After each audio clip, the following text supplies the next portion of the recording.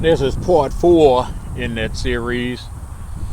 Trying to keep the video clips between a 10 and 15 minute segment instead of doing like I've done in the past with some of them, the 25-minute ones, the 35-minute ones, and the 45-minute ones.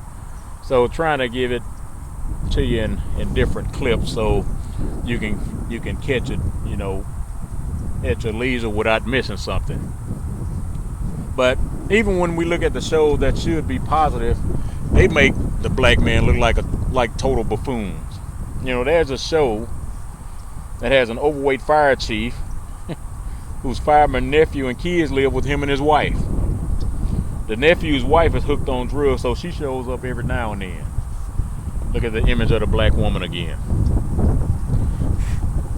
There are 2 men in the house. And, I know the guy and his wife are separated, but this guy's working as a fireman. He couldn't get a place for he and his 2 kids to live in without having to move in with his aunt and uncle. But in this show, the wife, or the aunt, the wind's coming down pretty hard right now. But it feels good out here. But the aunt and the wife don't work in the television show, so that's a positive aspect. But look at like I said, the fire chief is overweight. So how you gonna have a fire chief that's overweight like that? It happens, but is that really a positive image of a guy that's supposed to be a physical specimen? Carrying people in and out of fires and things. And I know the chief doesn't do that at that level, but just saying. But the nephew lives in the house with him, and his kids live there as well. Now look at the subliminal programming in that show. The only adult in that house that the kids respect is the woman. Television still conditioning society that the black man is not worthy of respect, and they're using a black face to do it. Even our commercials get in on it. And they really get us hooked during the Super Bowl time, because this commercial came out during the Super Bowl some years back, and I don't even watch the Super Bowl no more. It's too much theater for me. When you play the game, it makes it real hard to watch something that's been turned more to entertainment than sport. But during a Super Bowl commercial a few years back, it was a black guy goes to a woman's house, pick up for a date. And during this period, the son hits the grown man and tells the grown man, "Don't you touch my Doritos, and don't you touch my mama."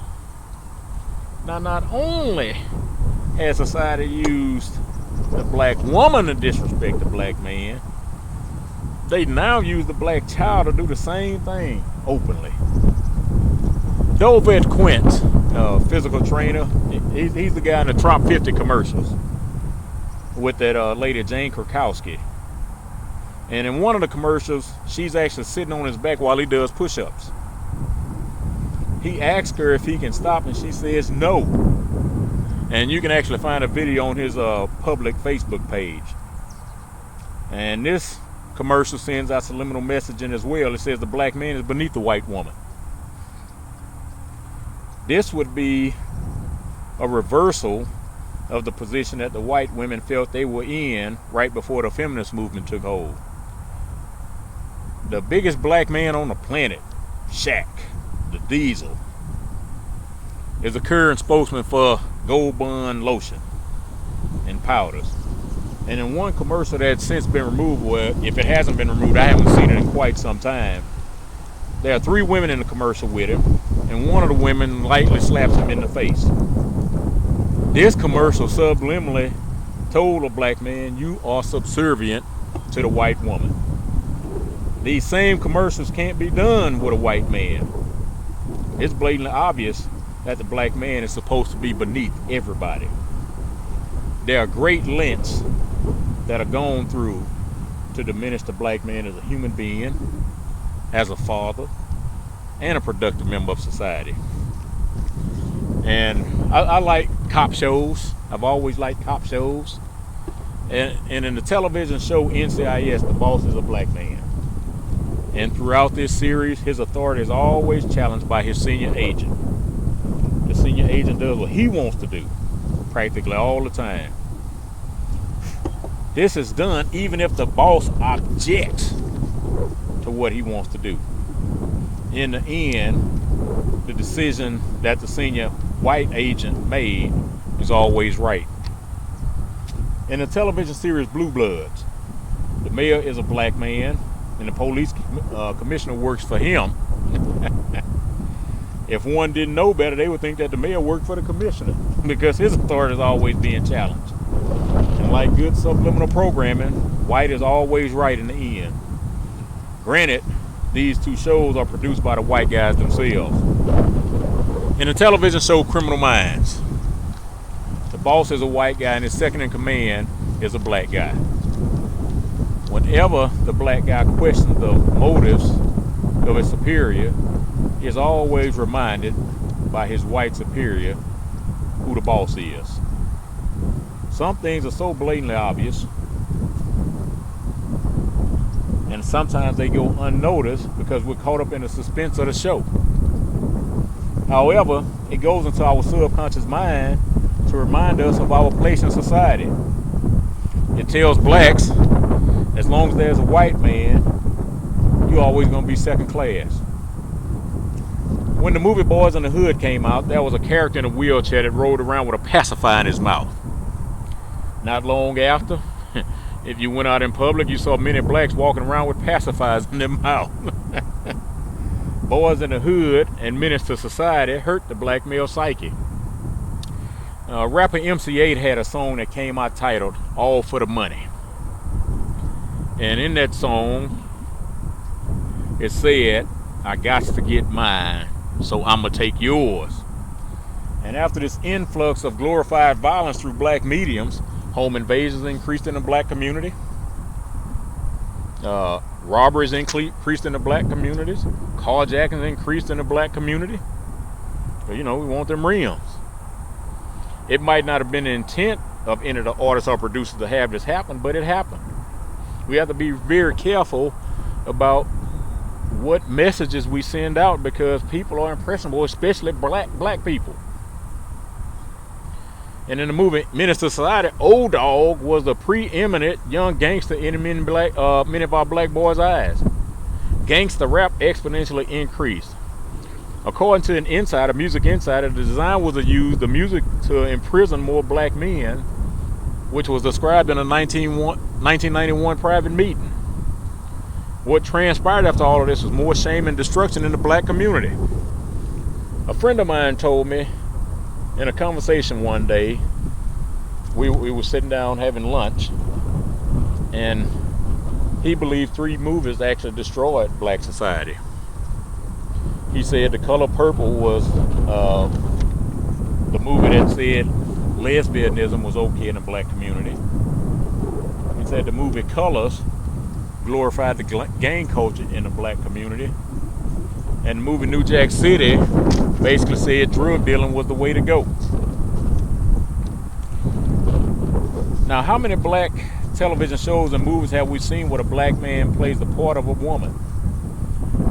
Martin in Living Color, Norbit, White Chicks, Big Mama's House, Tu Wong Fu, Saturday Night Live, The Fifth Element, Coming to America, Joanna Man, Holiday Heart, and basically anything Tyler Perry creates emasculates the black male image. And there's a whole lot more. I have the whole list. I went through and I searched for every movie that had a black man portraying a woman or a black man wearing a dress. So it's a multitude of them.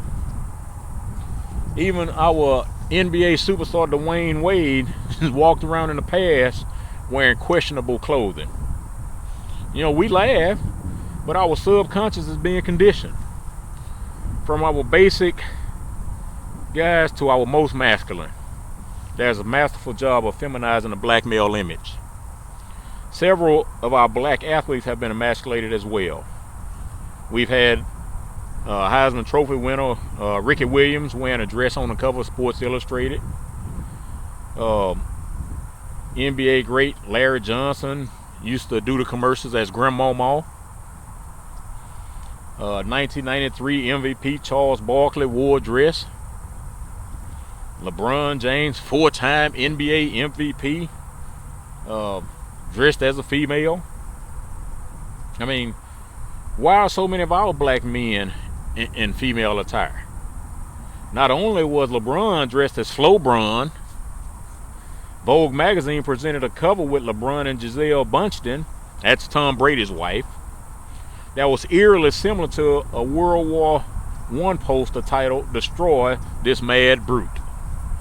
This image from World War I had a gorilla with a woman in his hands.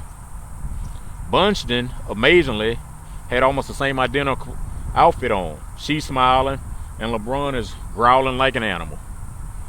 If that was not the image they wanted to convey, why did LeBron have to be dressed in all black to give the illusion of a gorilla that was depicted in that image from World War I? What does society consider a brute? For the most part, a brute is looked upon as someone who is uncontrollable with animal-like characteristics. It was supposed to be an issue of the best bodies. So why was Bündchen, who is a supermodel, not in a bikini to show her body? But what most people didn't know, that was another image available where LeBron had on a shirt and slacks. See what I'm talking about? If one were to dig deep enough back in time, he or she would find that the black skin was held in high esteem in all cultures. Excuse me. In today's day and time, it's not popular to see a people that society has demonized as a noble and honorable people. Even Egyptians, right in Africa, prefer to identify themselves as white instead of black. It wasn't always that way though. And these are some of the things that society used to think about blacks. With shock and disgust, medieval Arabs described the allegedly low hygiene standards, animal characteristics, stupidity, and superstitious ignorance of Europeans. Geographer and philologist, I'm messing that word up real good. Al-Bakri, died in 1094, said of the Galatians, they are treacherous, dirty, and they bathe once or twice a year, and even then it's with cold water. They never wash their clothes until they're worn out, because they claim the dirt accumulated as a result of the sweat softens their body. An Arab scholar, Said al-Andalusi, also had some unflattering words and opinions about whites. This is what he said. He said their temperaments are frigid, their humor's raw, they lack keenness of understanding and clarity of intelligence, and they are overcome by ignorance and dullness, lack of discernment and stupidity. And Marco Polo, many of us have heard of Marco Polo. Excuse me. Marco Polo reports on the Dravidians of South India. It's a fact that in this country, when a child is born, they anoint him once a week with oil of sesame. And this makes him grow much darker than when he was born. For I assure you that the darkest man here is here the most highly esteemed and considered better than those who are not so dark. Let me add that in very truth, these people portray and depict their gods and their idols black, and their devils white as snow. For they say that God and all the saints are black, and the devils are all white. Those are just a few examples of the esteem that the black face had in society. In the book that's going to be released this year that I'm writing, Color, Culture Shockwave, and Black and Not Just White, there'll be a lot more examples.